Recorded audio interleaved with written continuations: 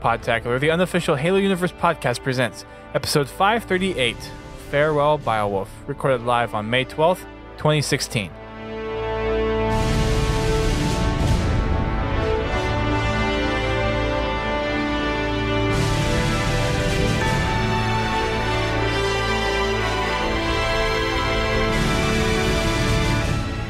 Hello everyone, welcome to Podtacular, the unofficial Halo Universe podcast. I'm your host, Duststorm. And I'm your other host, Biowolf. And welcome back to episode 538. We are going to be talking about the Memories of Reach update, which dropped today. Yes, it is out and about, ready for everyone to go explore the new map stasis, the new game mode infection, and all the new wrecks that we got, including all the Noble Team armor, the weapon skins for all the teams, and new Phaeton and Brute Plasma Pistol. Lots of stuff to talk about tonight regarding the update. As you may have noticed, we are missing a man tonight. Please keep GT and his wife in your thoughts and prayers, as currently they're dealing with surgery for her right now. So just make sure, just be thoughtful of that, and our best is out to them. Hopefully that they'll get through this, and there won't be any complications with whatever is the end result. So keep them in mind, please, for this weekend. But not to worry, we have Bio back in the hot seat. It's been a couple weeks since you've been on the show. Yeah, it's been kind of a long few weeks, to be honest. A lot of life's changing stuff at this point, so it's been too long.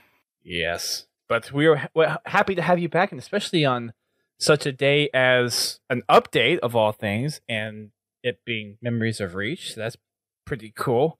I know we've been talking a little bit over the past couple of episodes, our Memories of Reach, and I mentioned last week that my favorite game type was speed. And we actually did, since we recorded on Friday last week, I got up to, I think we got 7 people to play speed on Halo Reach. And the frame rate issues, I guess, on the 360 back compat for the Xbox One has been resolved, because when I was playing on my Xbox One, I think everybody that was in the party was playing on the Xbox One except for one person, and I didn't notice any frame rate issues. And that is one of those game modes where it will cause some frame rate issues with how fast you're freaking going. Oh yeah, like even in a normal game, like I've had it to where the game's almost completely crashed because it couldn't load anymore because things were getting so out of hand. Like things were tumbling, flying, doing all sorts of crazy stuff. Right, but it didn't seem to have any of those issues last week. So if they push some kind of update out to fix that, I think it worked. That's good. It's good to see that they it's playable at this point. Yeah. So we'll probably have a few Reach nights in the mix, and especially since Memories of Reach is back out. But I'm hoping someone makes a pretty close, accurate recreation of speed. I know, or at least I've heard from talking with people, that there is some kind of limitation speed-wise on the Warthog, but it would be nice to actually use the Scout Hogs instead of the Chain Gun Hogs in that. I think it would just be a lot cooler, and I think the game type would benefit from that. So maybe throw in some of the Mongooses in there as well. Maybe just to try to see if it works. But anyways, I'm excited for that. I hope that it gets to make some kind of comeback with that. But some people kind of mentioned stuff. Bio, what's some of your favorite memories from Reach? Oh God, I gotta say, probably my favorite memory was probably. There's so many, man. I can't pick just one. Like, well, then list a few. I think my favorite one was probably when I met Duquesne for the first time on his live stream. And I'm not going back just because I met him. It was actually kind of hilarious. It was Team Epiphany. There was Robovac Hero, Ghostly Koala. There's a bunch of people in there I met for the very first time. And Duquesne got extremely aggravated. He told everyone, don't use Armor Lock because everyone loves Armor Lock in Halo Reach. And we're going in there. We're doing some custom games, playing. And I remember this is the first time I've ever seen Duquesne get actually angry.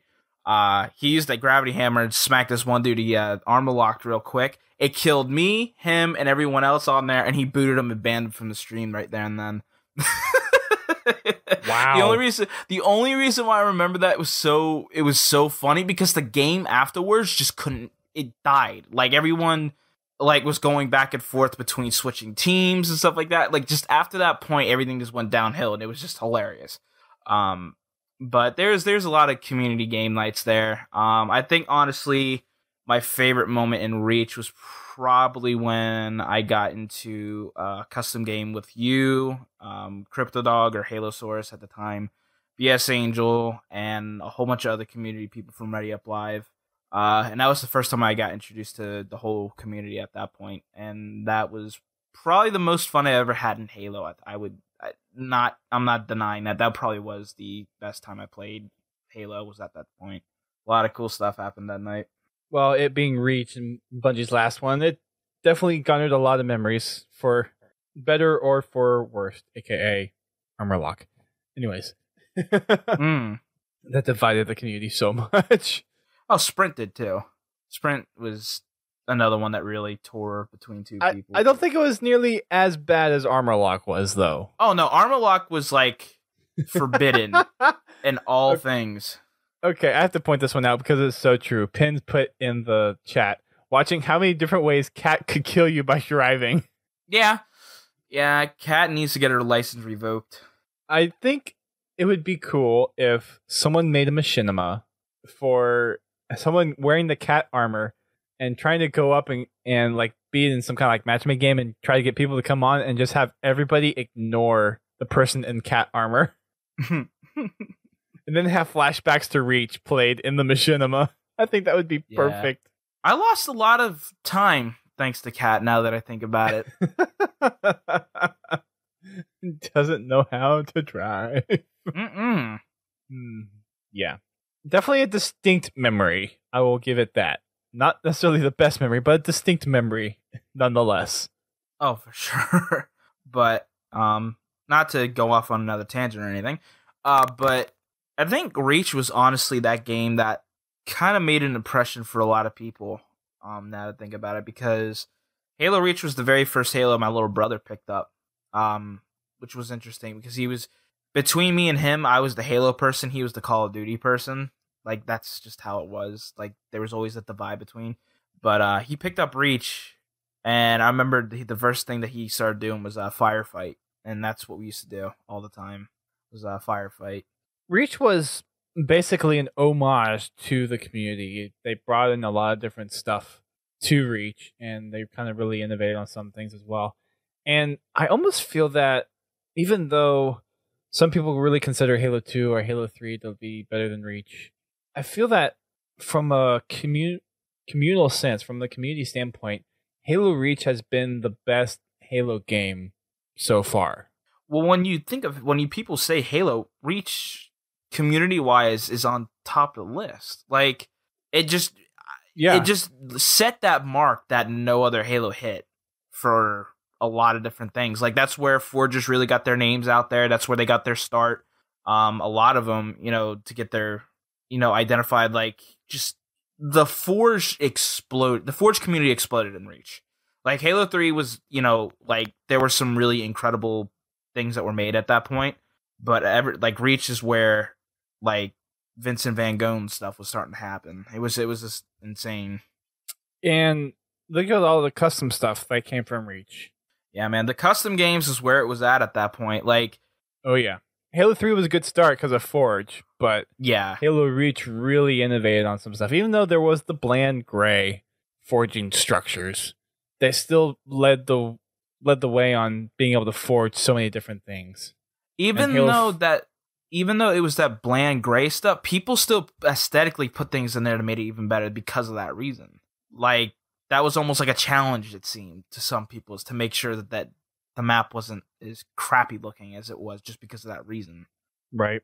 But again, I'll say it, overall, I think Halo Reach really showed what the Halo community was about. Halo 2 introduced the online and the virtual couch. Halo 3 was definitely kind of, in most people's minds, the pinnacle of competitive Halo, and we finished out the series. But it really, just the appreciation and having the community be a part of the game, I think that was really emphasized with Reach. And we're kind of getting that with Halo 5. I think for the most part, 343 has listened to the community a lot. And we're look at all the stuff that's been implemented so far.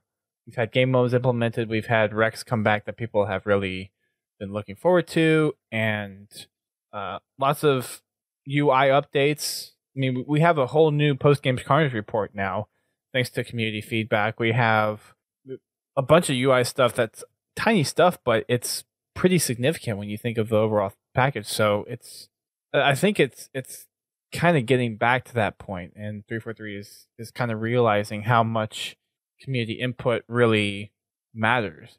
And on top of that, the ability for the community to interact with each other. Because it still feels like the Halo community is somewhat splintered into separate groups. Where back in the Halo Reach days and kind of in the Halo 3 days, you saw a lot more crossover and a lot more promoting of other channels and groups and all that stuff. And it still feels very disparate in some areas. Yeah, and I completely agree with that. When it comes to Halo 5, the game itself is just bringing in so many things that people are wanting. But as the community as a whole, there seems to be more, like, it's not together. Like, it's starting to get that way finally after the 6 months that the game's been out, 7 months now. Hard to believe it's been that long. But anyway, but it's starting to get to the point to where everyone's really starting to throw in and starting to see other people for things and stuff like that. It seems like it's starting to get back on track with a lot of stuff. But Halo 5 hasn't been exactly the most exploded community thing. I would say we're going back to Reach. I think that lies with Reach. Like, I wish those days were back in today, honestly. The landscape has changed so much since then. Yeah.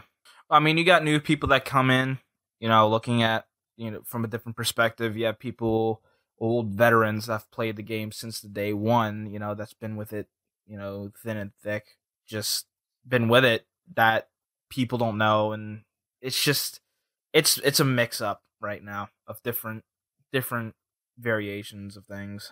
Right. Anyways, so since we're talking about Memories of Reach, we might as well talk about the update itself. It launched earlier today, and all the recs became available at 3 p.m. Pacific time today. So for everyone that's listening to live or listening to the downloaded show, you are open to go get recs. So if you're opening rec packs now, there is a chance that you'll be able to claim the new Memories of Reach recs. And there's actually a Memories of Reach rec pack, and it is been bumped up since the other premium packs, but it is worth 120,000 rec points or $15.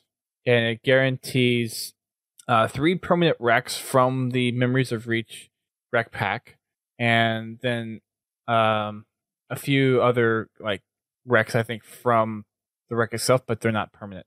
So if you wanted to get all of the permanent recs, you could buy this if you want, but I don't know, this is one of those times where I think it's actually better to not buy the bundle pack. If you're trying to conserve and trying to unlock everything, then just go with just unlocking silvers and golds. Yeah, and I think that's kind of where things lie with me. Is I'm still unlocking silvers to this day, like, and that's my biggest problem right now, is that I'm still getting the older stuff. The newer stuff, it seems to be going in the later updates, which is kind of annoying. But I don't know. I don't see myself getting this pack, honestly. I don't either. And there's a few people. Well, Eric, who just said in the chat, wouldn't say it's worth it to buy the pack, but it is there for those who are interested in getting it. Again, it's the Memories of Reach rec pack, and everyone actually received. And they actually started doing this from the last update, but with the release of the update, you do get kind of a little promo pack. So you open up, you get a rec pack in your inventory, you open it up, you get 3 recs from the new available recs, not including any permanent unlocks. So, for example, I got 2 Phaeton Helioses and a Brute Plasma Rifle, and then you get 2 boosts along with that. So at least it gives you something to have a taste of what the new recs are. Personally, so that's available for everybody. If you haven't gone on to Waypoint or Halo 5 yet, you can go ahead and open those. The one thing that I'm looking forward to is the weapon skins. Kind of jumping ahead a little bit, but the noble weapon skins or the steel, was it the steel ones or was it the noble ones? I can't remember which one it was. I think it was the noble, which was the Magnum skin, the blue one, if I remember it correctly. That would be the. I believe that's the noble skin. I think so. Yeah, That's the one I'm after right now. Trying to go find the rec. Yeah, the fire team blue one is noble. Yeah, that's the one I'm after right now. That thing looks sick. Well, I will have to say all of the fire team ones look fantastic. Oh, for sure. To me personally, I like them all, and the shark tooth grin is also pretty cool. That one's basically from the kind of from the flamethrower, actually. Yeah, it was from the flamethrower. But what else? In Halo Wasn't there 3. something else. Yeah, well, it was Halo 3, but there wasn't there something else that it was from. If I'm thinking it right. No, that was never mind. I'm thinking of Rooster Teeth stuff. No. I think you might because the Champions bundle for Halo Reach that had a shark skin for the AR. It did. Yep. Okay, so then I'm not going nuts. Then there was something in there. I know. All right. I know exactly what you're talking about. Yeah, that was in Reach. That was Reach. No, that's sorry. That's not Reach. Yeah, the Champions bundle was in Halo 4. Yeah, that's probably Halo 4. So yeah, it was used in that one too. But you have Spirit of Fire. You have Noble. You have ODST. You have Osiris. You have Blue Team. The Shark Tooth Grin, and then there's also the Azure, which is for all the loadout weapons, minus the Halo 2 BR. The Halo 2 BR, man. I picked that up a couple days ago. I still love that thing. There's also Emil's visor emblem that you can get, the little kind of skull looking thing. You can get that as an emblem. We talked about a lot of these last week, but just kind of going over them real quick. George's chain gun, we know a little bit more information about that now. So it has some pretty interesting characteristics. 1, it gives you damage resistance. 2, it gives you damage boost. 3, it has explosive rounds. So kind of like how an Oni chain gun has it. It has those explosive rounds. 4, it has an extended magazine. And there was something else. I think it might have given you a little bit of speed boost. There were 5 characteristics of it that they mentioned on the stream yesterday. So for those who missed the stream, there was they did the update stream yesterday. So from this recording, that would have been Thursday, May 11th. That's when they showed off everything. So it was pretty cool. And they went over all the recs, just making sure everyone knows what's going on. And let's see. So explosive rounds, higher capacity, damage resistance, speed boost. Yeah. So speed boost was the other one, and damage boost. All pretty crazy stuff to have for a turret. Bobby, do you know how much the cost is on that? I'm gonna guess it's an 8. Or Erkibu, you might know as well. So there's that rec in there, and I don't think there's anything else in there to point out specifically. I'm mostly interested in the fire team weapon skins. Yeah, that's my main concentration right now too. 8. Erkibu says 8. Yeah. Okay. I thought it would have been an 8, so that makes sense. There's also the Brute Plasma Rifle, and interestingly enough, Chief Canuck posted a picture earlier today on Twitter with some other slots for plasma rifles. So we might be getting some new plasma rifles in the future. Hopefully a blue one. Hopefully the regular. Yeah. That was something that we had a discussion about a while ago. It's interesting that they went with the Brute Plasma Rifle rather than the regular one. Yeah, I don't know, because the Brute Plasma one would have been something right up the alley of doing more variants on. Yeah.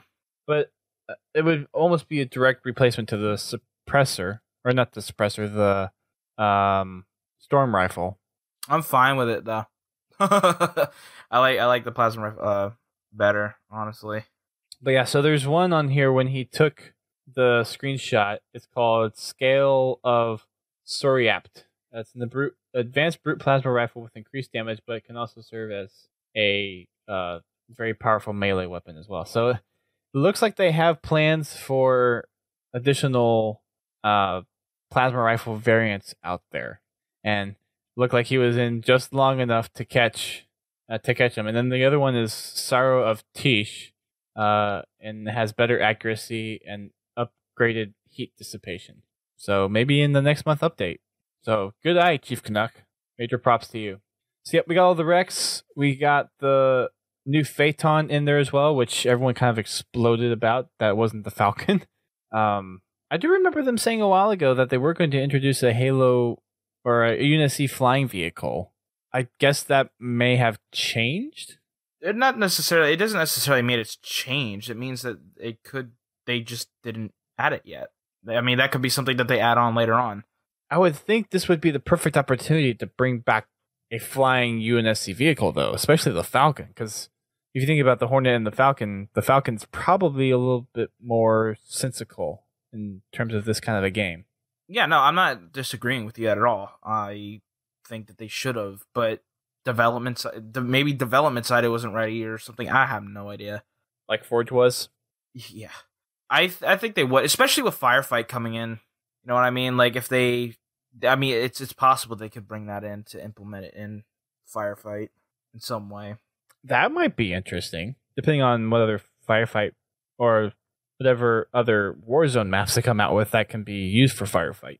It'd make more sense in that way too, though, with me, honestly, because that's more of a big team battle type vehicle. So when you're going against that many, enemies, I would think that would be more. I mean, if they bring back the Falcon, they need to bring back the grenade launcher one too, because that one was a lot of fun to use in the campaign. with the side turret grenade launcher. Yeah, it would have been so cool to have that weapon back. It would have. It's still a possibility. They're not done yet. True, very true.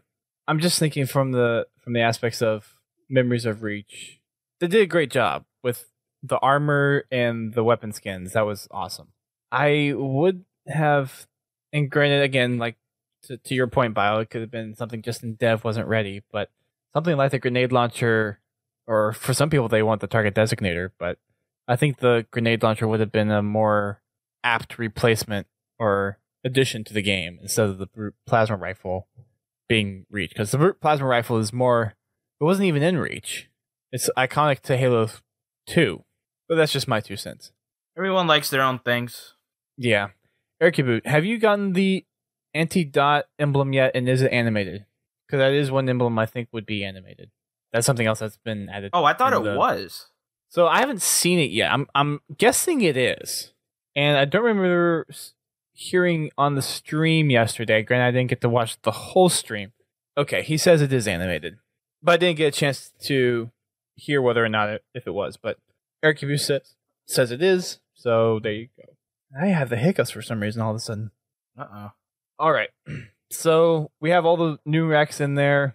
So the Phaeton Helios, we figured out what the new stuff is. So it still has the homing pulse missiles, but now it has a chin-mounted cleansing beam. So basically think of kind of like the Twin Jewels binary rifle. Just stick that on the Phaeton and have it more of a focus beam. And that's what you have with the new Phaeton. So it's still pretty beastly. Sounds like it's a lot of fun, honestly, just from my perspective. Like, anytime I use the Phaeton or whatever, it's fun to use. So I have 2 of them to try. So I'll probably try that tonight or tomorrow. I still got to open up my rec packs. I turned my Xbox on to download the update, and that was it. I haven't actually been in Halo yet. Got it. In addition to the update, we have some matchmaking preference updates. So you now are able to kind of change some of the ways that you match into games. So balanced is the default setting that you have, and you have 2 additional preferences that you can have. Expanded, which widens the search parameters to find a match quicker instead of having to look for a match that is more network stable or closer to your skill.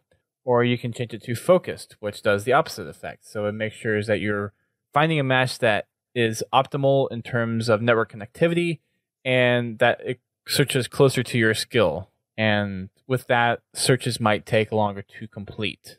But they have those preferences in there if you want to go around and mess with those. I will probably still keep mine on balanced, but that does give you the option to customize your experience. So if you're a very competitive player, maybe you want to go more focused.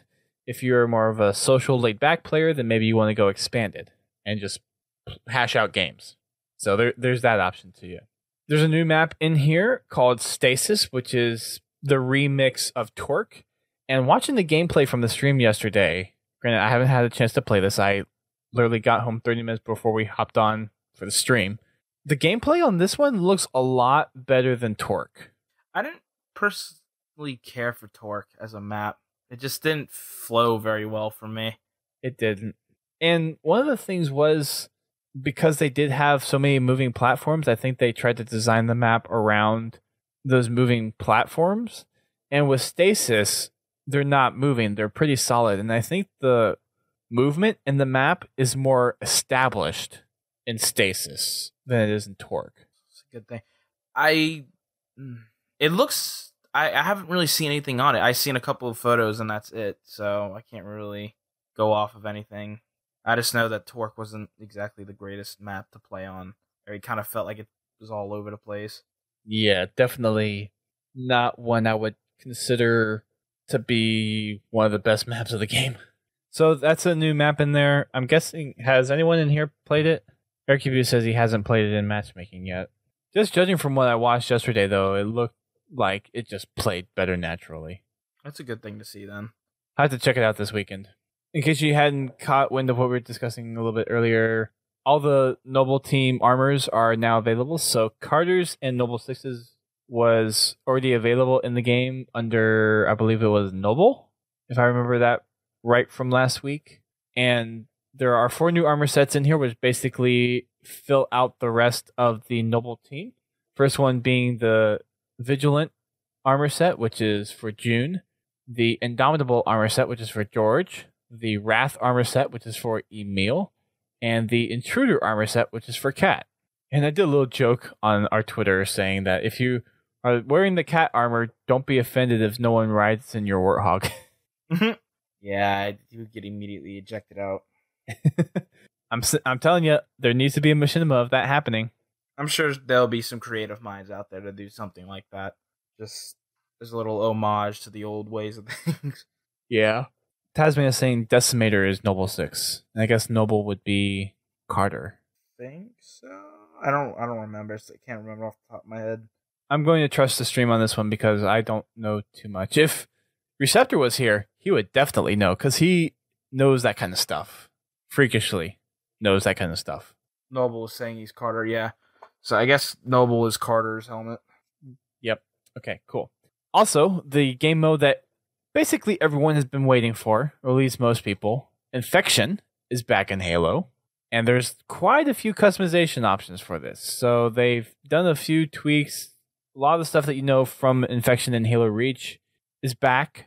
And I guess Halo 4 for that matter. But you have the ability to have traits and very customizable traits for the infected. And by default, at least for matchmaking, they have increased jump, or basically less gravity on them.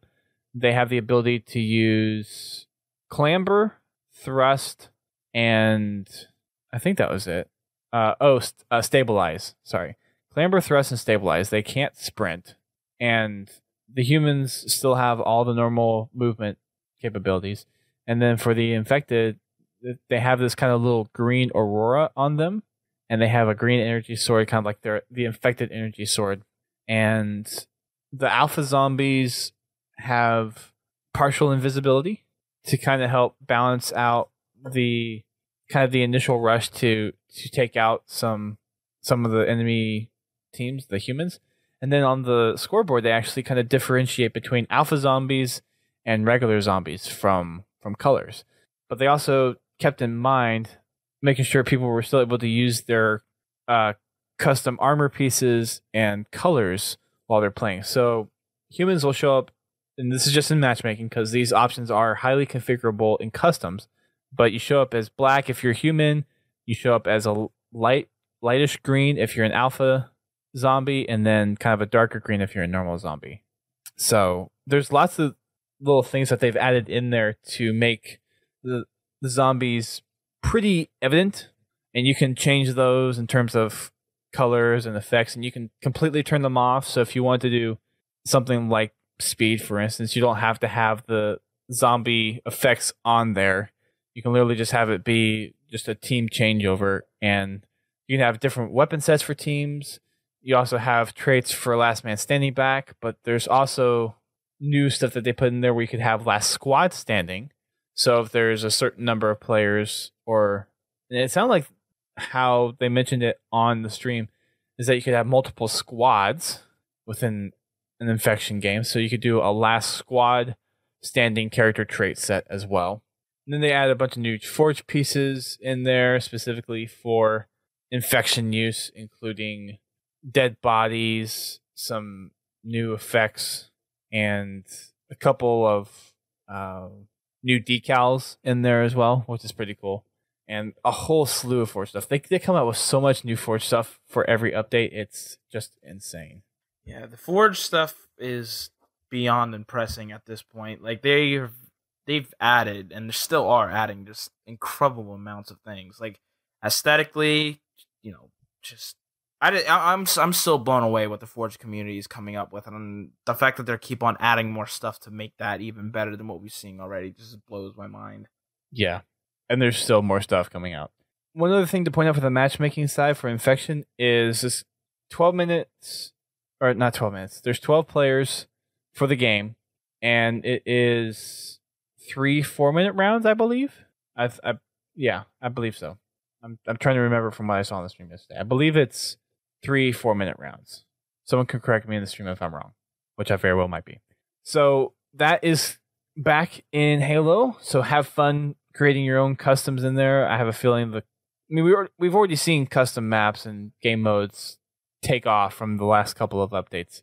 But with Infection finally out there and all the new Forge stuff to play with, I have a feeling that we're going to see an even bigger explosion of Forge content come out. Oh, I completely agree. Eric Cabu is saying 4 rounds of 3 minutes. So I got them flipped around. There's a 3-4-3 in there somewhere. Oh, hey. There you go. One of the big updates to Forge is now there's material overlays.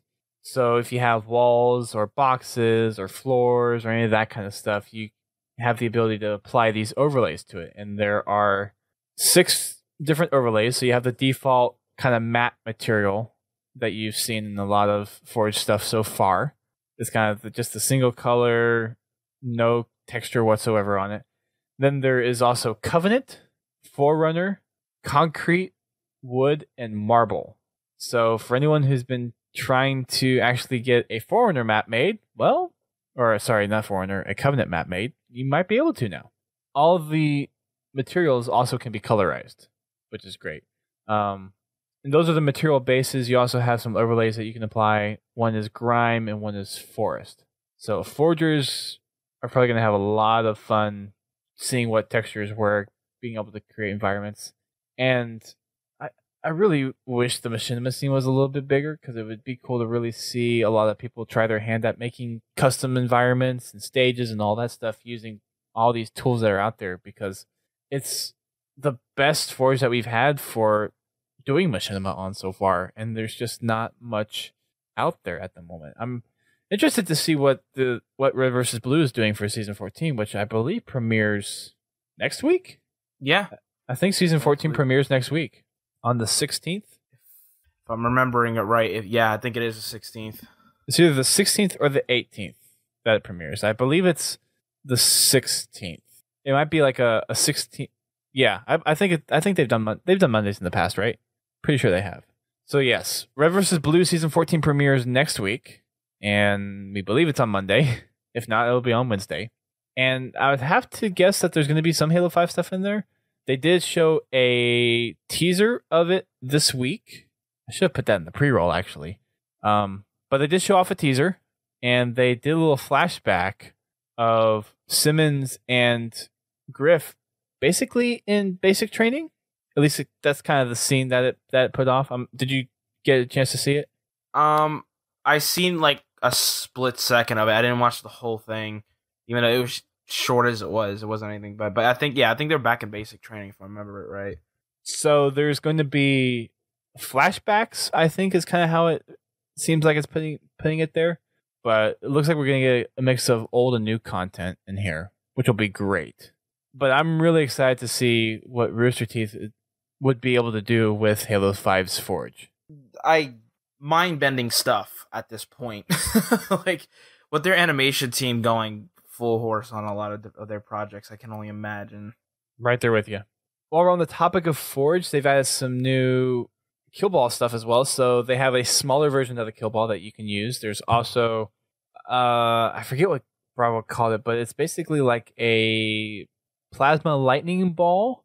So instead of instantly killing you, it drains it does damage over time. So if you're like walking through it, it won't exactly kill you, but you'll take shield damage and health damage. It's like the energy drain from Halo 3, sounds like. Yeah, except it does damage also to your health, not just your shields. Okay. So that was in there, which was kind of cool. They had lots of decals, and there's also new ammo weapon crates. So there is a UNSC weapon crate, which basically it'll replenish any UNSC weapon, any human weapon. And then there is a Covenant armor crate, which will replenish any energy from Covenant weapons, which is pretty cool. And it makes a differentiation between the two. You can also color them as well, depending on however you want to forge objects or whatever. But it's for infection, it's kind of cool. So say if you're doing, I know one of the popular infection modes is you basically have this series of rooms that you're going through and trying to fend off waves of zombies as you're progressing. So those would be cool, kind of like weapon cache placements. So like once you get to a new room, you're able to replenish ammo for a certain amount of time before you starve dry from ammo. So that kind of stuff is, I think, pretty ingenious to add in there. It'd be really cool if we saw something like Invasion, though, being like once you take over a base, then you basically get to use the thing that you took over to replenish your weapons. I really wish their Invasion came into Halo 5. I'd be so happy. I almost think that there's a way to do it. I would think with the ability to script as much as there is. You would think there would be. I think it has to be there. I mean, correct me if I'm. I mean, Arikibu would probably know, if anybody in here in the chat, maybe Raikou, but I would think with all the scripting stuff that they have in there so far, someone's at least attempted to do it. I'm not sure. Maybe that's something I need to ask Uni and see if he knows. Because if Arikibu doesn't know, Uni, and if Uni doesn't know, well, if Uni doesn't know, then it probably hasn't happened. Yeah, he's usually pretty much on top of everything that's came out so far, so he's probably the person to know. Yeah. And really, Infection has kind of been his baby as it's evolved. He's been doing a lot of test lobbies to test out Infection maps before they had the game mode, and really kind of helped foster the whole Infection game mode preparation. So he was the one that went on with, I believe it was GameSpot, and I think it was GameSpot, and he was one of the folks representing 343 and talking about Infection. I mean, this is like Uni's project. This is like his thing, his baby. And going through, leading up to Halo 5's launch, when he was streaming a lot, he would go and play Infection. Like, that was his thing. Yeah, Infection's one of those things, though, that it's kind of a home for a lot of different people. Like, if they just want to sit back and relax and chill, that's usually what people usually went to. And not to mention, it was a blast. Like, the amount of Xbox record that moments that happen within Infection and Halo 5, I can only imagine. Like, there's a lot of funny stuff that happens in Infection, too. Just between glitches or just absolutely ridiculous gameplay in itself. Or it's just, I don't know. Infection's always been that game mode that I've always went to. It was fun. It's nothing less of a blast. So much so. Oh, and look, Laird's in the chat, and look what he says. Yeah, of course.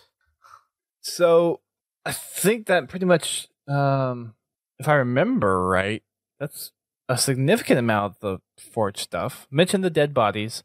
I guess I didn't go into details on those too much, but there are dead corpses of elites, grunts, jackals, and humans that you can use in your Infection maps. There's a few little barriers and barricades that we've discussed before and that they've shown off. There's some emblems and decals, like for the light things, and actual decals that you can use on walls that have been introduced as well. And well, I mean, once we get down to the Forge list and the actual notes, then we might pick out something else. But that is quite a few changes. But the other big change as well, before we get to like the UI stuff, is the rec system has had a little bit of an overhaul. So for gold and silver packs, the first 2 slots no longer grant emblems. So you have a higher chance of receiving permanent recs like weapon certs, skins, armors, and all that kind of stuff. So the chance for that is a little bit greater. And the third slot now has a chance of unlocking the emblem, or it'll give you a single-use rec. So now you have an increased ability with the silvers and the golds to get 3 recs instead of 2. Also, in general, the chance of dropping a rarer or a more rare single-use rec has increased for the gold and silver packs. I bet that's helped out Erikibu quite a bit, who's unlocked everything. Yeah. I mean, it's going to help a lot of people out, though.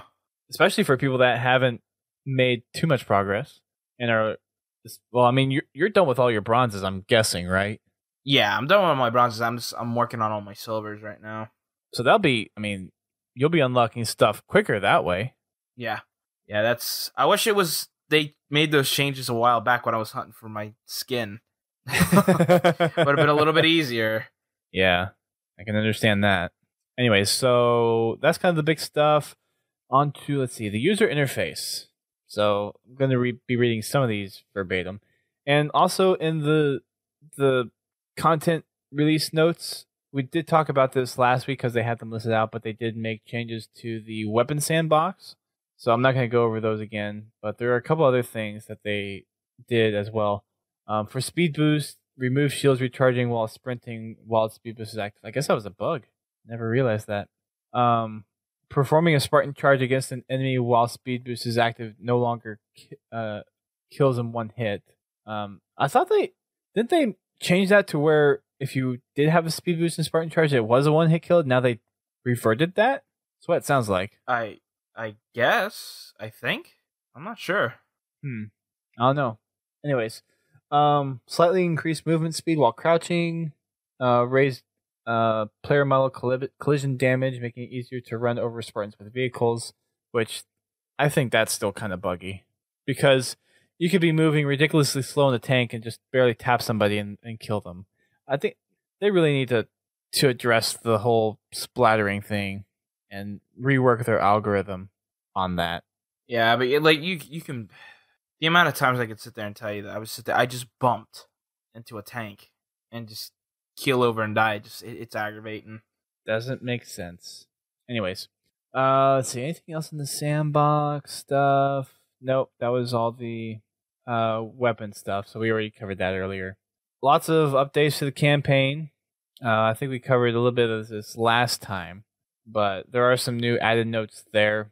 Let me go back up to the UI real quick. So, big thing that's happened that I haven't mentioned yet is the post-game Carnage report got a major overhaul. So we've seen screenshots already of them kind of be posted on Twitter, but we got the whole slew of changes to that on the stream yesterday, and we got also a couple of screenshots put out, but it's a lot more indicative of the post-game Carnage report as previously seen, like in Halo 3 and Halo Reach. So you'll actually have your list of Spartans, and then as you're going through the list without having to select anybody, you'll actually see rare and top medals earned by each player, and then you also can go into each player from the post-game Carnage report and see their top medals, see the score, see their tool of destruction, the killed most by and killed by most.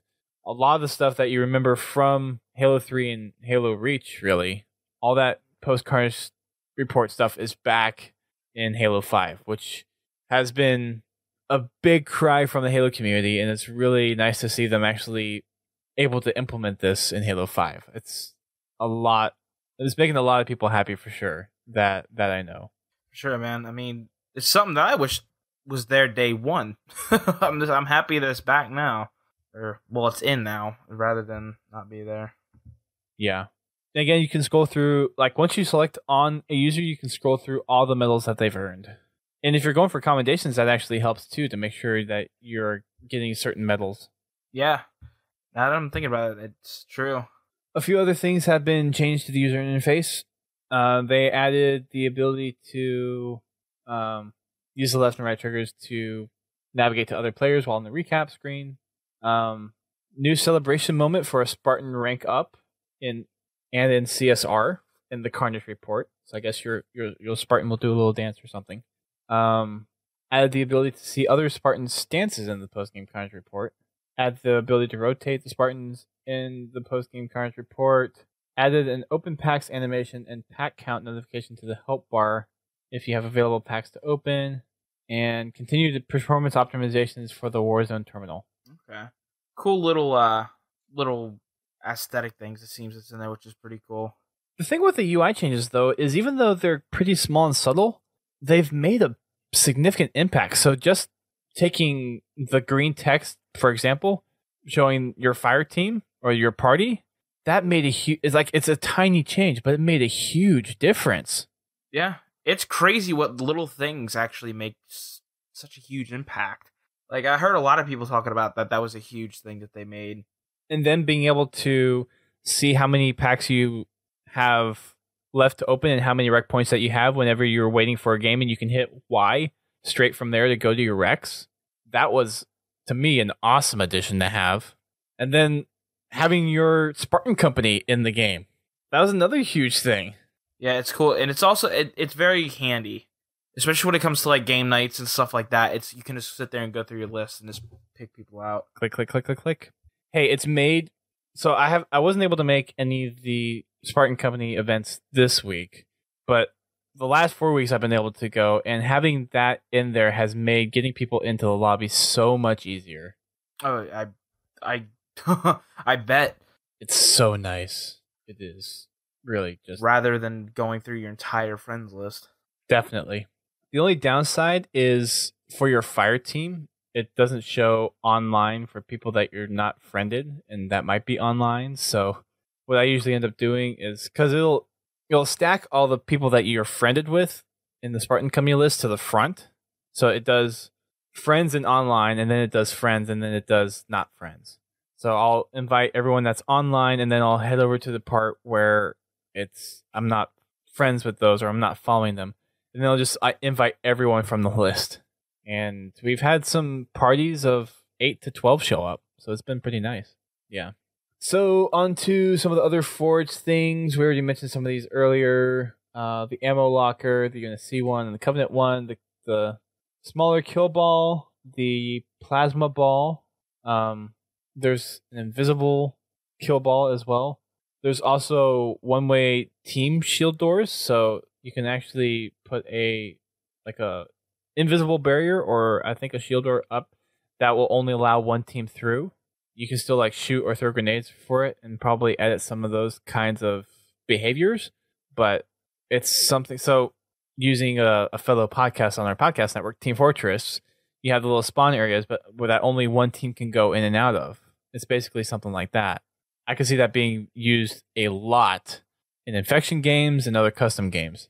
Yeah, I could see it a lot in custom games being extremely useful. Oh, yes. Trash bags, trash piles, which they also mentioned in stream, can be colored. A lot of coloring things this time. Hey, people like their colors, apparently. They got all in the tizzy whenever we didn't get the colors for the armor. That was another big UI change that was impactful. There's just another example. Game mode decals, Griffball, Assault, and Infection. Symbol decals, biohazard, electricity, flammable, gas mask, location decals, hazard decals, trash decals, a whole bunch of decals, fire effects, explosion effects, steam, lens flare, energy, slipstream, insects effects, water effects, bug effects, blah blah blah, blocks, blah blah blah, and then we're down to the bug fixes, tweaks, and cleanups. Lots of new Forge stuff, lots of changes to weapons, few new UI updates, and of course a whole bunch of recs, new map, and new game mode for this update. A lot of cool stuff this update. And Warzone Turbo has made a return to the Warzone playlist, so I will be hammering that out this weekend. I will be grinding myself some Halo 5 and playing some Infection as well. Yeah, I'll probably get some Infection in. I've been waiting for that for a while, so that's probably where I'm going to go to. This is when the Backwash remake from Halo 2 would be perfect. Oh, yes. And if I remember right, we played that on the Operation Supply Drop stream. I think so. Might try to do that for tomorrow night for Fraggin' Friday. Yeah. That'd be great. That'd be cool. That'd be awesome. So that's the giant update that is Memories of Reach. Sadly, no grenade launcher and no Falcon, but the rest of the stuff is pretty cool, I think. Oh, for sure. Suffice to say. Over the past weekend, we had the LAN Invitational for the North American and European Halo Championship Series Pro League. We had 16 teams that were playing online for the North American, and it got down to 8 being invited out to Burbank, California at ESL Studios. And congratulations to the 4 teams who secured their spot in the Pro League. Team Allegiance, Team Envious, Enigma 6, and Renegades. So now we have 6 teams in the Pro League for the Americas. And then we also have 2 teams who have been placed into the European Pro League, X-Men and Online Warriors. So congratulations to those teams for making it in to the Pro League. There is going to be an open qualifier coming up in a couple of weeks. So this is going to be the chance for your team, if you are looking to try to get into the Pro League. It will be open to any and all teams that are register and want to participate. And I think for the American League, it's going to fill up the top 2 slots. Or sorry, it's going to fill up another 8 slots. So there's a last chance qualifier, which I believe is still reserved for established pro teams, and then there's going to be an online section, which I think for the North Americas fills in an additional 8 slots to where there's 16 teams. I might need to go back and check my details on that. And then I'm not exactly sure what is going on in the European, how many teams that they're trying to get for that one. My guess is that will be fewer teams, maybe 8 or so. Not exactly sure. Yeah, Tasman, I saw that tweet get put out. Apparently Ninja got ninja'd, and Ninja had an overshield. He got ninja'd by Nated on stream, which was it was pretty sick, I will admit. Okay, so found in the schedule, there's a open qualifier that is this weekend, actually. It's open to all competitors, and based on the results of that, the top teams for that will be put into the last chance qualifier, which will be happening next weekend, which will be a multi-stage online tournament. And it says the winners from the open qualifiers 1 and 2 will duke it out against the bottom 12 teams from the invitational qualifier. And then the last chance qualifier will award the last 2 spots in the HCS Pro League. So for the Americas, it'll still be 8. And then it looks like for the European League, it's going to be 6 teams. Okay. It's going to be interesting to see what those European teams do.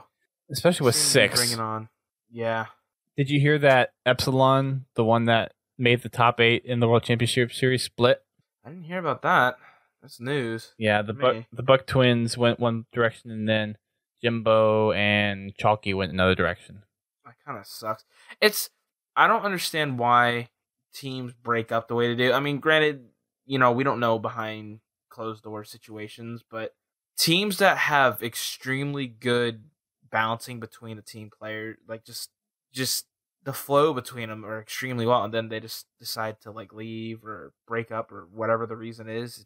It's kind of gut punching, and so to speak. Kind of sucks. I hesitate to use the word immature, but it does seem that sometimes these team changes are a little hasty, and sometimes that people just don't want to deal with drama or work through issues. The easy way out is just to leave and just not hear about it. I mean, that's how it goes, man. If people don't want to sit there and deal with stuff, then we're not dealing with this. I'm out. Later. Peace out. That's how it goes. It's unfortunate. Really is. Yeah. I'm interested to see where Chalky goes. Chalky has some talent behind him. So, I do remember bringing this up on the podcast last week and saying which teams they went to, but I don't remember off the top of my head. It just sucks because they seem like a really cool group to talk to, and they were really, really happy to be over here. They learned a lot from the U.S. teams and the whole process, and maybe that kind of revealed something about their team structure that needed to change. It's hard to say. I hope at some point the Halo Championship Series matures to a point where we do see teams just kind of stick together. Or I don't know, maybe it'll become somewhat like a NFL draft thing where you do have those top players just get drafted to a team or something. I don't know about that. That could cause a lot of issues too. And I don't know. It really depends on how the Halo Championship Series grows. Because if there is major growth, then it could be broken up regionally, and then you have regional playoffs instead of having just pro teams invited back because they perform well. Yeah. Just because you play well doesn't mean that's the best thing. You know what I mean? We've seen that countless times. We've seen evil geniuses fall to their knees a few times. Yeah. Yeah. So that's a little update that we have on the Halo Championship Series. We'll probably do another podcast here to really kind of cover the stuff that's been going on recently, because there actually has been quite a few dynamics happening between team changes and all the tournaments that have been going on. I was fortunate to be at the PAX East Invitational, and I wanted to get an interview with Evil Geniuses since they won that tournament, but I'm still trying to get a hold of Towie to get that done. Hopefully sometime soon. That'd be preferable. Maybe everyone can bug him on Twitter and actually get him to respond to me. Maybe that's a secret the whole time. I don't know. The Halo Library Edition Volume 1 is also coming out. Actually, I think it was available yesterday. Actually, it includes all of Halo Initiation and then Escalation Volumes 1 or Issues 1 through 12. So half of Escalation. And it includes extra tidbits in there, and it's a hefty book. They showed it off on the stream yesterday. That thing is pretty hefty. It's not nearly as big as the Halo Encyclopedia, but it's still a nice chunk of paper. Good thing to add to collection, I'm assuming. If you're a Halo collector and like the comics, then it is something that you will want to pick up. It's hardcover, 9x12, and right now it is available for $50. So if that's your thing, then definitely check that out. And I think you can buy it from most major retailers right now. The link from Halo Waypoint goes to tfaw.com. I think it's from another world. That's what it stands for apparently. And they have it as 10% off right now, so you can get it for $45 instead of $50 if you want. There you go. That's all the big stuff out of the Haloverse in terms of official Halo news. We did have a new Skilltacular montage get released last week? Yeah, last week. And that was from Waypoint. So lots of cool clips from there. People do some crazy, insane things that just continually blow my mind. And on that topic too, there is also some stuff that gets posted on Reddit. Some of the GIFs on there that are insane. I don't know how often you visit Reddit bio, but there is some crazy things that people are able to pull off. I don't visit Reddit very often, but I can only imagine what they do. I mean, I've seen what people just do, just putting up on their own, YouTube channels, stuff like that. It's mind blowing. Like, how can you click the buttons that quick to sit there and get in that specific sequence? It's just nuts. Some people, man, are just crazy and talented and will be way better Halo players than any of us ever will be.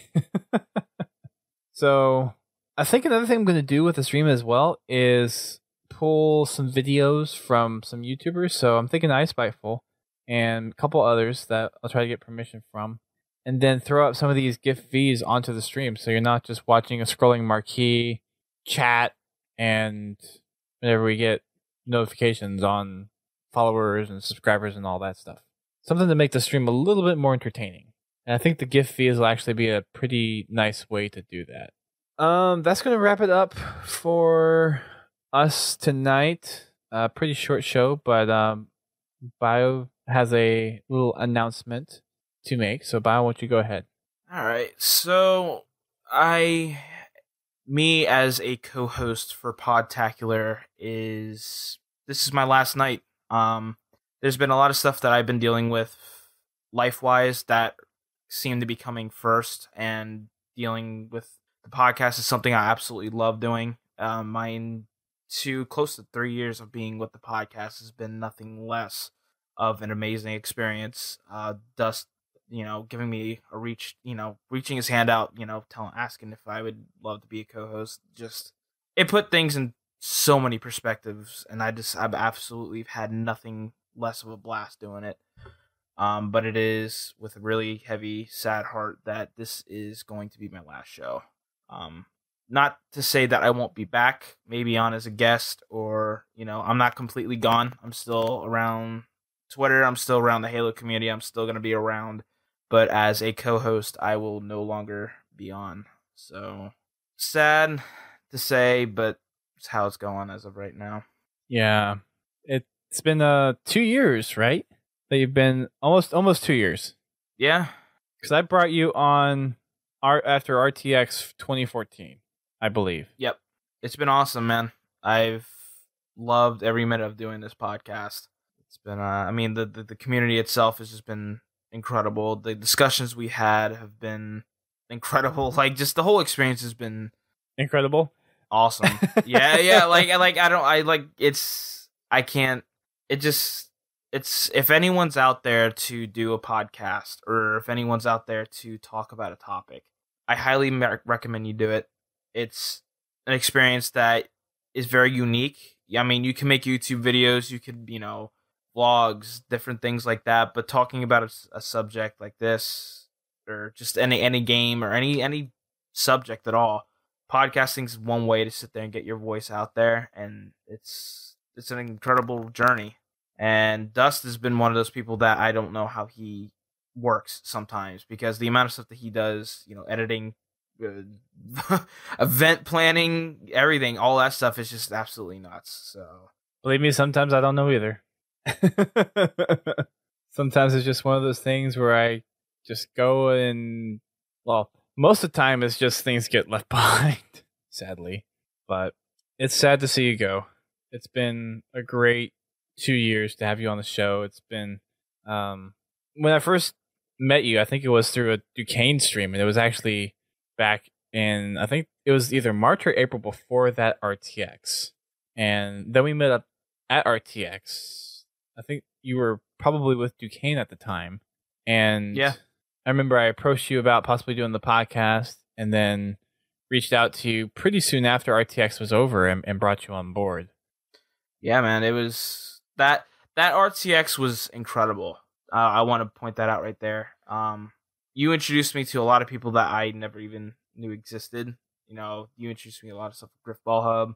There was a lot of awesome moments at that RTX too. Just like we were just talking about, like editing, like audio editing, stuff like that. I said how much time you put into each episode, and I was just blown away. But I think the first time I actually met you was through one of the game casts that we did with Duquesne. Oh gosh, those things. Oh my. Oh yeah, and Robo, those were interesting. Robo on that thing. Oh my gosh. Yeah, Robo's a unique character, to say the least. He's kind of vanished from the world. He's kind of doing life, kind of like what I'm doing. But he's a nut.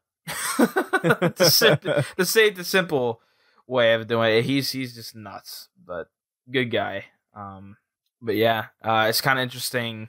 I met you kind of going into a podcast, if that makes any sense. Like, it wasn't really a podcast; it was more of us playing and talking. At that point, it was very different. It was like basically a live stream, just with commentary. Yeah, pretty much.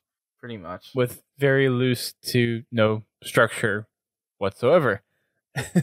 No. Pretty much. There wasn't any structure at all. Like, it was just flowing water at that point.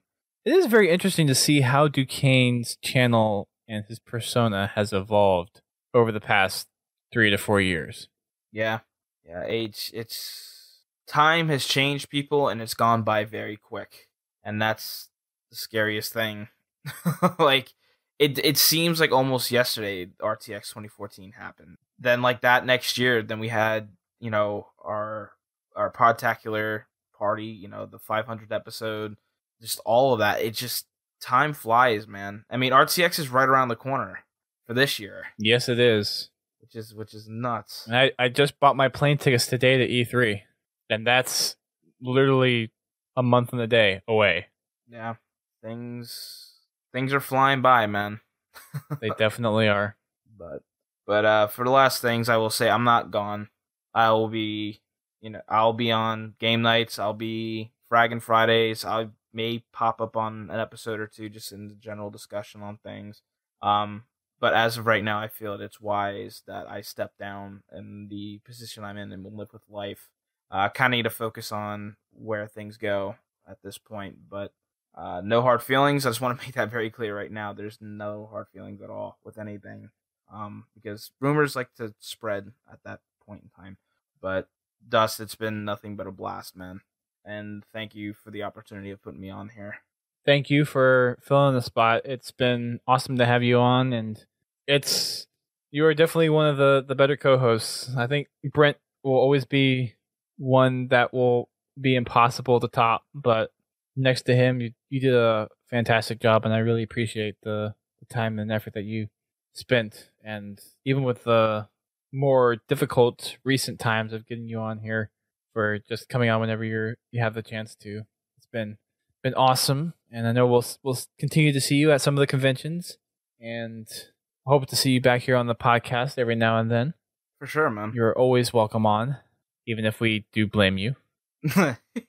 Yeah, the blame is never going away. That's like stuck. You're stuck with that for your life.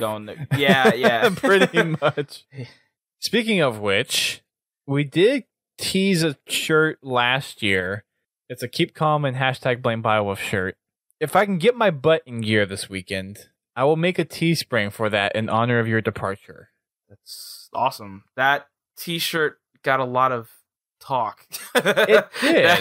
A lot of people like that shirt. So that was loved mine.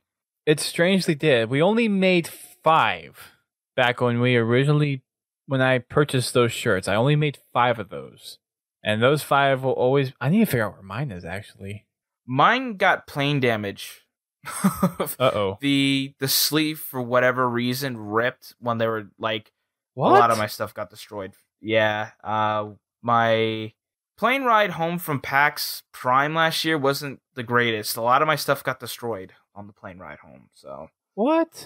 Including that shirt. So I'm probably gonna stitch it back up, but no, how'd that happen? What? Oh, you should have told me. I would have gotten you another one.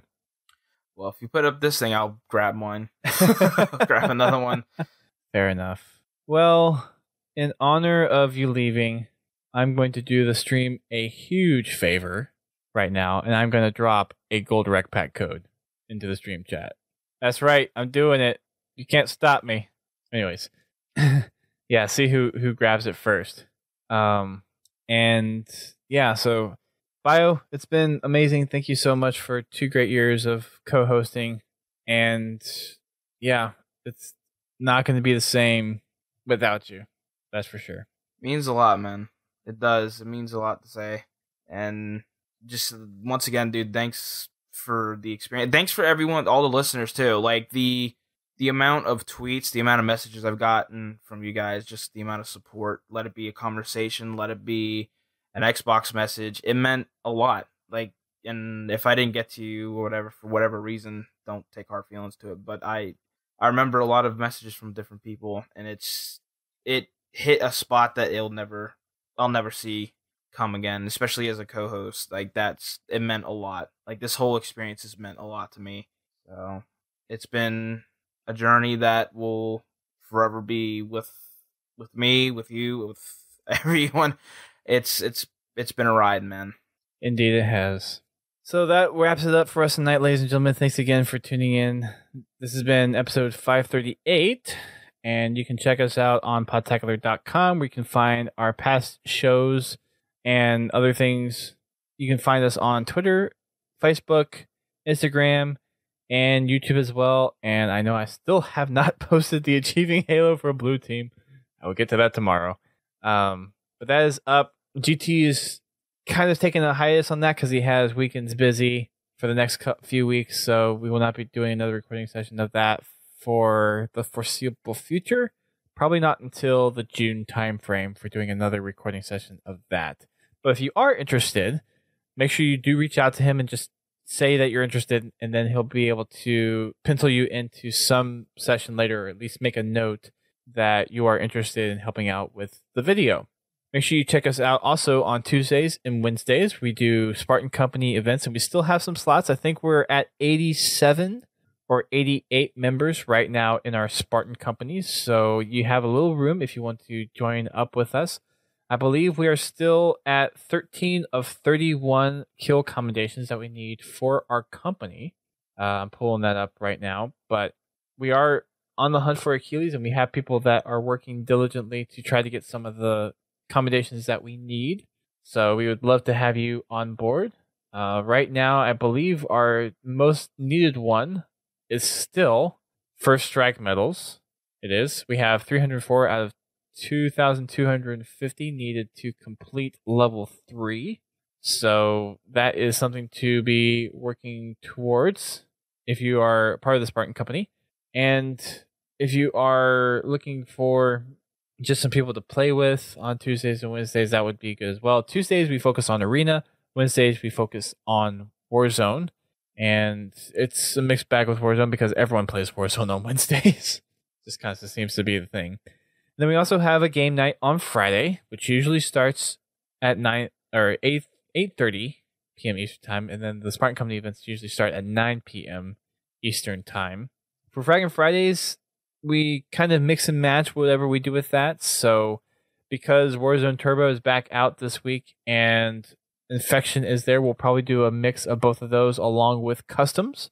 So we usually reserve Fragging Fridays for anything that we like to do. We would typically reserve them for customs if it's usually a pretty dead time in terms of content update or any crazy weekend playlist. But since we have a new update that just dropped, we'll probably heavily focus on Infection and Warzone Turbo and probably some customs. I should be hosting that one for this week. If not, then I will make an update via Twitter on what's going on there. So make sure you check those out. Great ways for you to get involved.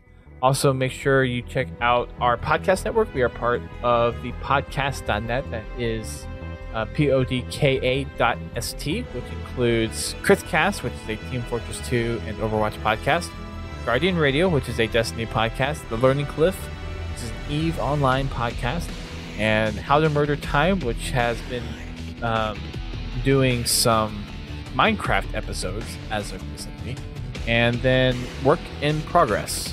So make sure you check out those shows. Or actually, it might be Work in Progress instead of Minecraft. I can't remember. Anyways, so make sure you check out those shows and head on over to that website and let them know that we sent you. There's also a new podcast in our midst amongst the Halo crowd. It's a new Britain-based podcast. I believe it's called the Halo Podcast. So we want to welcome them amongst the ranks. I think they're in their 20s of episodes, so they're still pretty new, but I was made aware of them pretty recently through I can't remember who it was. Oh, it was Sims posting on Twitter about someone was asking him about Halo Podcast, and he mentioned us and also this other podcast. So I need to reach out to them and start listening to their shows and see what they're all about. But you can check them out there. And I think that is going to be it. One final salute to you, Bio, for being with us for nearly 2 years. It has been a blast. Thank you for helping me out on the co-hosting responsibilities and duties and being a good friend. Pleasure's mine, man. It's been a journey, and I'll never forget it. Neither will I. All right. Thanks, everyone, for tuning in. We will see you back here next week. Keep on blaming Biowolf.